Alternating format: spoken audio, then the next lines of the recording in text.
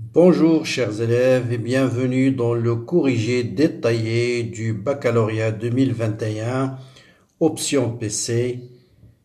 Bien sûr, j'ai déjà posté le corrigé de cet examen juste après la date de l'examen. Donc c'était un corrigé destiné pour les élèves qui ont déjà passé le baccalauréat 2021. Cette fois-ci, je vais reprendre le corrigé, mais avec un peu plus de détails pour les élèves, bien sûr, qui auront l'occasion de passer leur baccalauréat l'année prochaine, Inch'Allah. Bien, donc ce corrigé-là, je vais le partager en 3 vidéos. La première vidéo, je vais traiter la partie chimie. Deuxième partie, je vais traiter les ondes et le nucléaire. Et la troisième partie, je vais traiter la mécanique. Voilà comment il faut travailler avec un examen du baccalauréat. D'abord, lisez attentivement le texte et puis soulignez les choses importantes. Donc voilà, on vous dit le but ici, c'est la cinétique. Donc déjà, vous êtes en train d'étudier la cinétique d'une réaction chimique. L'une des plus anciennes réactions de synthèse est la fabrication du savon. Le savon est un produit composé de molécules obtenues par réaction chimique entre un composé organique et une solution aqueuse d'hydroxyde de sodium. Donc tout ça, vous n'avez pas besoin. Cette partie de l'exercice se propose d'étudier par conductimétrie. La méthode de suivi, c'est la mesure de la conductivité. On va suivre quoi? On va suivre la cinétique de la réaction. Cette réaction se produit entre l'éthanoate d'éthyle, voilà l'éthanoate d'éthyle, et l'hydroxyde de sodium. Bien sûr, l'hydroxyde de sodium Na+, c'est un ion spectateur. Donc la réaction va être entre l'éthanoate d'éthyle et OH- et on vous donne la réaction. Voilà, elle est là. Autre chose importante, un instant choisi comme origine du temps, on introduit en excès. Ça, c'est la phrase la plus importante. On introduit en excès l'éthanoate d'éthyle dans un ballon contenant une quantité de matière. On vous donne le nombre de moles de l'ion hydroxyde et on vous donne le volume de la réaction. Voilà les choses importantes qu'il faut souligner. Après, on va passer bien sûr aux questions. Bien, on va commencer par dresser le tableau d'avancement de cette réaction et déterminer X final, sachant que quoi? Sachant que la réaction est totale. Voilà l'autre phrase importante. Bien, je reprends ici les choses importantes. L'éthanoate d'éthyle en excès, donc tout de suite je mets celui-là en excès, d'accord? Donc je le mets en excès. Excès, bon je vais augmenter un peu la taille, voilà. Donc même chose en excès, même chose en excès. Je connais le nombre de moles initial, je mets tout de suite 10 moins 3. Et bien sûr ici c'est 0, 0. Vous avez ici 10 moins 3 moins x. X, X, et à l'état final, il suffit de mettre 10 moins 3 moins X final, X final, X final. Très bien. Ici, on nous dit que la réaction, elle est totale. Donc là, je peux dire tout de suite, écrire dans le brouillon que puisque la réaction est de totale, l'éthanoate est en excès, donc le réactif limitant sur H-, donc ce terme va être égal à 0. Donc je peux dire tout de suite que X final est égal à 10 à la puissance moins 3 mol. Voilà. Mais ce n'est pas demandé. Ici, là, il suffit d'écrire juste la réaction. Donc le tableau d'avancement. Donc on met l'état du système, l'avancement X, et puis la réaction, l'état intermédiaire, l'état final. Très bien. Bien, maintenant on continue. On mesure à chaque instant, bon là la question bien sûr c'est juste dresser le tableau d'avancement et déterminer bien sûr et déterminer X final, donc c'est demandé. Donc voilà X final c'est 10 moins 3 mol. Bien, maintenant on mesure à chaque instant la conductivité, voilà sigma, du mélange réactionnel. La courbe de la figure 1 donne la variation de la conductivité du mélange en fonction du temps. Voilà, en fonction du temps en minutes. On vous donne comment évolue l'équation de cette courbe-là. C'est 0,25 moins 160 x. Sigma est exprimé en Siemens mètre moins 1, x en mol. Bien, avant de passer aux questions, je vais vous expliquer comment on arrive, parce qu'il se peut par exemple qu'on vous donne une petite question, déterminer ou bien montrer que sigma égale à 0,21 moins 160 x. Si je veux montrer cette équation-là, bon là il suffit de calculer sigma. c'est quoi? C'est lambda de OH- fois la concentration de OH- plus lambda de CH3COO- fois sa concentration, plus lambda Na+, fois sa concentration. Donc, je connais les concentrations de chaque élément. Il suffit de connaître les conductivités ioniques molaires pour arriver à cette équation. Mais là, on vous donne l'équation. Première question 2.1. Définir T1,5 et, à l'aide de la courbe sigma égale une fonction de x, déterminer la valeur de T1,5. Et là, il faut faire très attention. Qu'est-ce que c'est que T1,5? Donc, T1,5, par définition, donc là, c'est une question de cours, c'est le temps pour lequel, ou bien au bout duquel, vous avez x1,5. X est égal à x finale sur 2. Donc, si l'avancement est égal à x finale sur 2 pour une réaction limitée ou x max sur 2 pour une réaction totale, ce temps-là est égal à T1,5. Bien. Maintenant, on me demande de déterminer justement sigma pour T1,5, la valeur de T1,5. Là, surtout pas faire, là je vais noter comme remarque, notez bien, il ne faut pas dire T1,5, ça correspond à sigma est égal à sigma max sur 2. Donc ça, c'est une question, ou bien je dirais, c'est faire très attention, je vais la barrer, et il faut faire attention. Donc T1,5 ne correspond pas au temps au bout duquel sigma est égal à sigma max sur 2, mais le temps au bout duquel le taux d'avancement est égal à x final sur 2, qui est dans notre cas x max sur 2. Donc qu'est-ce qu'il faut déterminer? Il faut déterminer la valeur de cette grandeur physique lorsque x est égal à x final sur 2. Donc je dois calculer sigma pour T1,5, qui est égal, par définition, je connais l'équation de sigma, c'est 0,25 moins 160 fois x, et donc je remplace x tout simplement par sa valeur lorsque t est égal à 1,5, c'est-à-dire x final, qui est 10 à la puissance moins 3 sur 2. Voilà, et je fais ce petit calcul, c'est 0,25 moins 160 sur 2, c'est 80, 10 moins 3, 0,08. Et là, ça me donne directement 0,17 Siemens mètre moins 1. Donc, pour déterminer T1,5, je vais aller sur la courbe, je cherche le temps au bout duquel 0,17 il est où? Donc 0,15, 0,16, 0,17. Donc, c'est celui-là. Donc, 0,17 c'est ici. Donc, je vais sur la courbe et je cherche la projection sur l'axe des x. Voilà. Et j'ai mon fameux T1,5, c'est celui-là. Donc, directement, d'après la courbe, je vais dire graphiquement, j'obtiens T1,5 est égal à 4, faire très attention aux unités, 4 minutes. Très bien. Voilà. Pas difficile. OK? Bien, donc là, faire très attention, c'est pas x max sur 2. On avance. Donc là, on nous demande de déterminer, question suivante, montrer que la vitesse volumique de réaction à un instant t est donnée par la relation. Donc d'abord, rappelle qu'est-ce que c'est que la vitesse volumique de réaction. Qui dit vitesse volumique, donc c'est 1 sur le volume de la solution multiplié par d de x sur d de t. Donc voilà la vitesse volumique de réaction. Donc je dois montrer que cette équation est égale à ça. Donc je dois chercher quoi? Je dois chercher d de x sur d de t en fonction de d de sigma. On a, donc là je démarre toujours par ce qu'on me donne. Je sais que sigma d'après les données c'est 0,25 moins 160 fois x. Je vais déterminer x, bon on va aller doucement, 160x je le ramène de l'autre côté, est égal à 0,25 et sigma je le ramène de l'autre côté, moins sigma. Donc je détermine, je dis soit x est égal à 0,25 divisé par 160 moins sigma divisé par 160. Je calcule la dérivée, d'où la dérivée de x par rapport au temps est égale à quoi? Donc ça c'est une constante, sa dérivée est nulle. La dérivée de moins lambda fois sigma, c'est moins lambda, moins 1 sur 60. la constante multipliée par d de sigma sur d de t.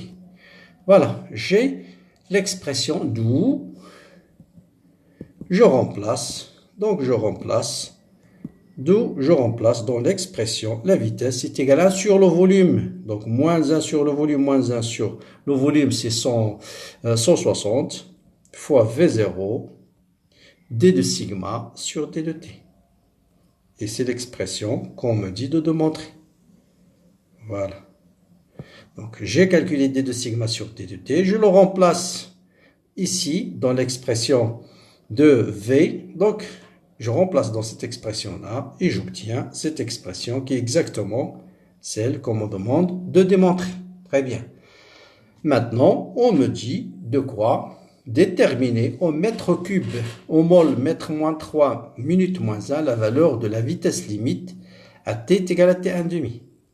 Voilà, t est égal à t1,5. Je vais revenir sur la courbe, voilà, et je détermine les coordonnées de ce point. Donc, je dois déterminer la pente de cette courbe, parce que pour déterminer la vitesse, je dois calculer d de v sur d de t. Donc, je dois calculer d de v sur d de t, qui est la pente de la courbe. De la courbe, de la courbe, donc d de sigma, d de sigma de la courbe sigma égale une fonction du temps. Donc, je vais sur la courbe sigma en fonction du temps et je cherche la pente. C'est déjà tracé. Donc, là, je cherche la vitesse pour t est égal à 4. Voilà, t est égal à 4. On trace la tangente à la courbe t est égal à 4 et on détermine la pente de cette courbe. Donc, je prends deux points de cette courbe, par exemple celui-là et celui-là. Donc, celui-là pour coordonnées 0, x égale à 0, y égale à 0,20. Bon, 0,2, il est là, donc 0,21, 0,22, donc 0,22. Et là, vous avez 16, 12, 16, bon là, c'est, on va dire 16,8. Voilà. Et on va calculer la pente. Donc, la vitesse de réaction pour t est égale à 4 minutes, c'est égal moins 1 sur 160, multiplié par le volume qui est 0,1 litre en mètre cube, c'est 10 moins 4. Donc 0,1 litre, c'est 10 à la puissance moins 4 mètres cubes. Voilà, multiplié par 0,22 moins 0 divisé par 0 moins 16,8. Voilà, je vous laisse le soin de faire ce petit calcul et ça vous donne une vitesse qui est égale à 0,8 ou 81 Siemens. Donc l'unité c'est Siemens, mètre moins 3, minute moins 1. Voilà. La vitesse pour t est égale à 4. Très bien. Donc la vitesse c'est simple. Une fois qu'on a déterminé cette équation, la vitesse de la réaction en un point quelconque, il suffit de calculer la tangente à la courbe. Voilà la courbe. Si je veux calculer par exemple la réaction, la vitesse de réaction en point égale à 16 par exemple, je trace la tangente à la courbe égale à 16. Bon, j'ai mal tracé, c'est pas grave, il faut le tracer et puis calculer la pente. Vous voyez bien que la pente au départ elle est maximale, au fur et à mesure la pente tend vers 0. Ça veut dire que la vitesse de la réaction est très importante au départ et à la fin la vitesse de réaction tend vers 0. Et pour calculer la pente de cette droite, on prend deux points quelconques. Je peux prendre celui-là et celui-là, mais là, j'ai pris celui-là et celui-là. C'est la même chose. Très bien. Donc voilà, concernant la vitesse, la première partie de la chimie. Maintenant, on va passer à la partie du dosage. Bien, donc on va étudier l'étude d'une solution aqueuse. Là aussi, je vais souligner les choses importantes. Donc, un flacon dont l'étiquette est illisible contient une solution SA d'un acide carboxylique. Donc, vous avez un acide carboxylique de formule et de concentration inconnue. Le but, c'est de les déterminer. Donc, cette partie de l'exercice se propose de déterminer la concentration de cette solution par dosage. Et, en deuxième partie, d'identifier quelle est la nature de l'acide. Donc, voilà l'objectif. On va noter, pour le moment, on va noter cet acide HA. Et sa base conjuguée, c'est A-. Toutes les mesures sont faites à 25 degrés C. Ça veut dire qu'on va prendre KE égale, si on a besoin, c'est 10-14 par exemple. Dosage de l'acide carboxylique. Qu'est-ce qu'on va prendre? On va prendre un volume VA égale à 20 ml de HA, de concentration CA inconnue, qu'on va doser avec quoi? Avec l'hydroxyde de sodium. Comme tout à l'heure, bien sûr, OH Na plus est inactif, donc la réaction va avoir lieu entre AH et OH-. Et on connaît la concentration de cette base-là. Donc là, vous avez un dosage d'un acide faible avec une base forte. Voilà la courbe du dosage. Donc déjà, rien à partir de pH, on sait qu'on va doser un acide parce que le pH initial, il est acide et le pH final, il est basique. Donc je vais doser un acide par une base. Première question, écrire l'équation de la réaction et déterminer graphiquement pHe et VBE. Très bien. Donc ça, ce sont des questions très classiques. Donc, on va déterminer l'équation de la réaction, bien sûr. L'équation de la réaction, 1, équation de la réaction. Donc, équation de la réaction. Donc, la réaction, elle se fait entre quoi et quoi? Se fait entre un acide carboxylique AH, dosage avec OH-, une base forte. Le résultat, une flèche. Donc, celui-là va libérer son proton et je vais se transformer en A-. OH- va capter le proton pour donner H2O. Donc, voilà l'équation du dosage. Deuxième point, quelles sont les coordonnées du point d'équivalence? Donc, qu'est-ce qu'il faut faire? Il faut faire un traçage pernicieux. Donc, on vous donne juste cette tangente qui est tracée et celle-là. Donc, celle-là, soulignée, et celle-là. Ce sont les deux tangentes qui sont tracées. Qu'est-ce qu'il faut faire? Il faut tracer une perpendiculaire, voilà, une perpendiculaire à la première tangente. Et bien sûr, sera automatiquement perpendiculaire à la deuxième. Voilà cette perpendiculaire. Je l'ai tracée ici. Ensuite, je cherche le milieu de cette droite-là, de cette droite, voilà le milieu, et je trace la droite parallèle aux deux tangentes. Et le point où cette droite-là coupe la courbe de dosage, c'est le point d'équivalence, c'est celui-là. Et à partir de cette courbe, je vais faire une simple lecture ici. Voilà ce point-là. Voilà. Voilà pHe. Et voilà bien sûr le volume à l'équivalence. Donc là, vous avez ici une petite gradation, c'est 0,4. Pour la trouver, vous avez 1, 2, 3, 4, 5 gradations. Vous faites 2 sur 5, ça vous donne 0,4. Donc 8, 8,4, 8,8. Donc les coordonnées de l'équivalence sont pHe, pH à l'équivalence est égal à 8,8, bien sûr, n'a pas d'unité, et vous avez le volume à l'équivalence, c'est égal à 20, millilitres. Voilà les points de l'équivalence. Très bien, on continue. Déterminer la concentration de l'acide inconnu. Bien sûr, là, il ne faut pas réfléchir, il faut utiliser à l'équivalence. Donc, 1, 3, à l'équivalence,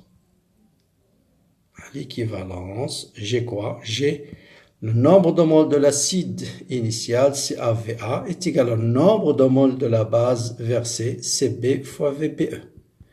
Voilà.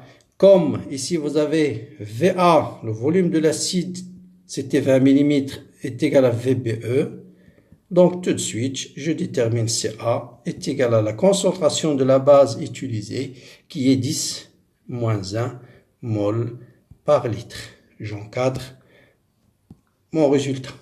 Voilà. Très bien. Bien, maintenant, j'ai déterminé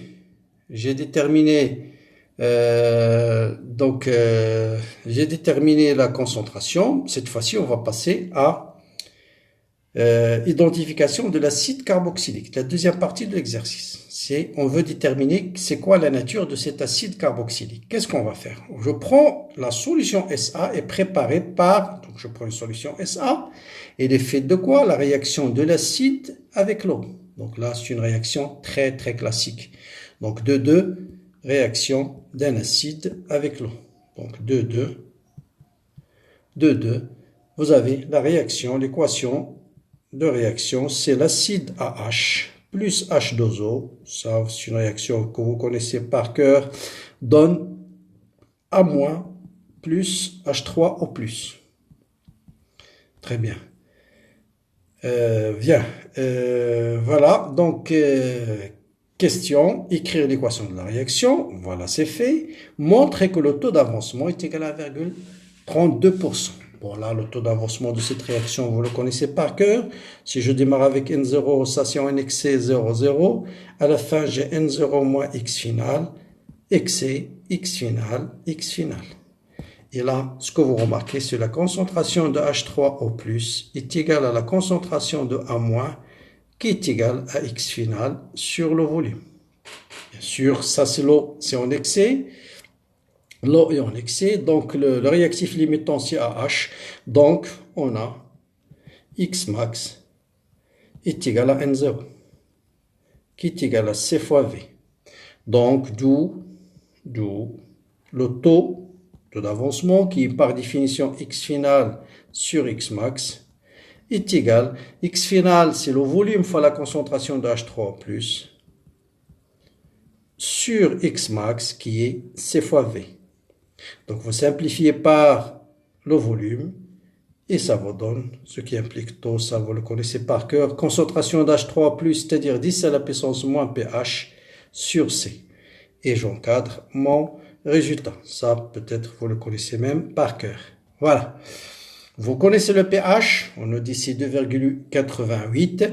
Je connais la concentration de l'acide qui est 10 moins 1. Vous faites 10 à la puissance moins 2,88 divisé par 10 moins 1. Ça vous donne 10 à la puissance moins 1,88.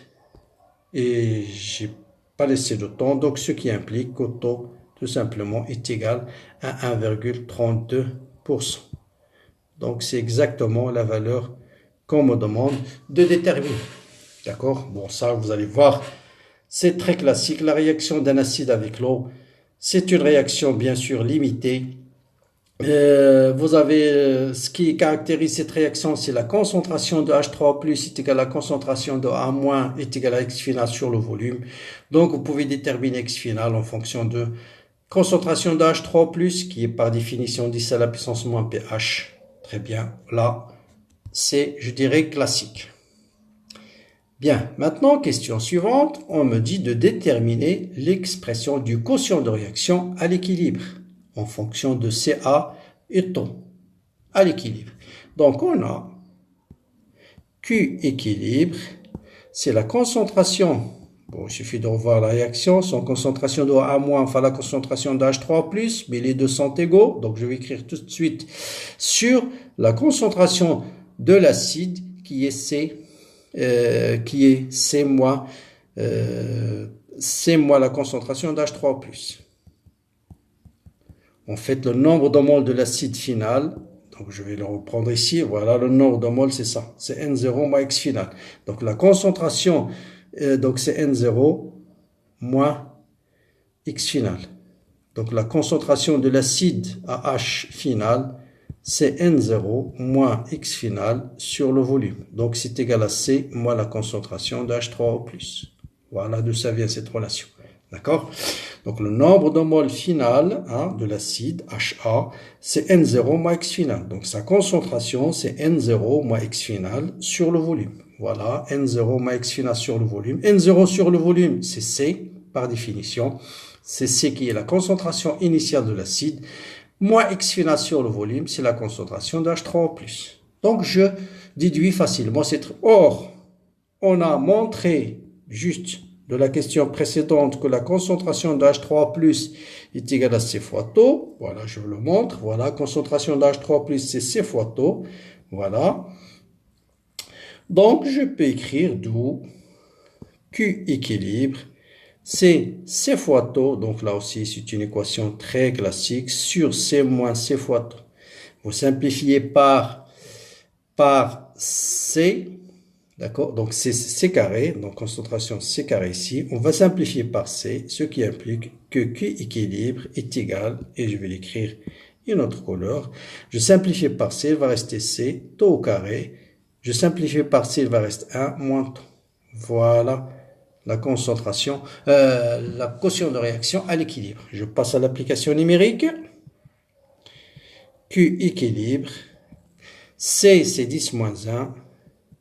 Multiplié par taux, c'est 0,0132 au carré. Divisé par 1 moins 0,0132. Et là, vous trouvez tout de suite 1,77, 10 moins 5. Exactement la valeur qu'on vous demande de démontrer. Et ce type de question, ça vous met en confiance. Donc, vous pouvez continuer tranquillement. Donc, vous êtes sur le bon chemin. Très bien. Maintenant, on nous dit d'identifier l'acide carboxylique. On veut déterminer quel est le type. Et on nous donne un tableau avec un certain nombre de couples et pKa de chaque couple. Donc, pour l'identifier, il suffit de déterminer le pKa de l'acide qu'on a étudié. On a Ka est égal, on vient de déterminer Ka qui est par définition le quotient de réaction à l'équilibre de la réaction de l'acide avec l'eau, et c'est exactement ce qu'on a étudié, donc il faut faire attention. Donc voilà l'équation de réaction qu'on a étudiée, c'est la réaction de l'acide avec l'eau. Et le quotient de réaction de cet acide, de l'acide avec l'eau à l'équilibre, c'est ce qu'on appelle Ka. Donc là, il faut bien faire attention, c'est bien Ka qu'on a ici. Et de toute façon ici, donc voilà, Ka est égal à QR équilibre, est égal à 1,77, 10 à la puissance moins 5. Donc on va déterminer le pKa. Donc pKa, c'est égal à moins log de Ka. Donc moins log de 10 puissance moins 5, c'est 5. Ensuite moins log de 1,77. Et ça vous donne 4,75. 4,75 c'est ici. Donc l'acide qu'on va nous demander de démontrer que AH c'est bien l'acide CH3 COH. Et j'encadre mon résultat. Très bien. Bien, déterminer le volume VBE de la solution. Voilà, j'ai pas laissé un peu de temps, mais on va le faire. On me demande de déterminer le volume. Donc je vais essayer de prendre cette partie-là. Et je vais l'écrire ici. Voilà, et je réponds ici à la question. On me demande de déterminer le volume VB1 du volume versé au cours du dosage si la concentration de l'acide sur la concentration de la base égale à 2,22. Là, j'utilise la fameuse relation pH égale pKa. Et là, il faut attention, plus le log de quoi? De la base sur l'acide. Là, il faut faire très attention. Et là, on nous a donné la concentration de l'acide sur la base. D'accord? Donc, j'écris pKa et je fais un signe moins et j'inverse. Log de A sur B, c'est moins log de B sur A. Donc, AH sur A moins.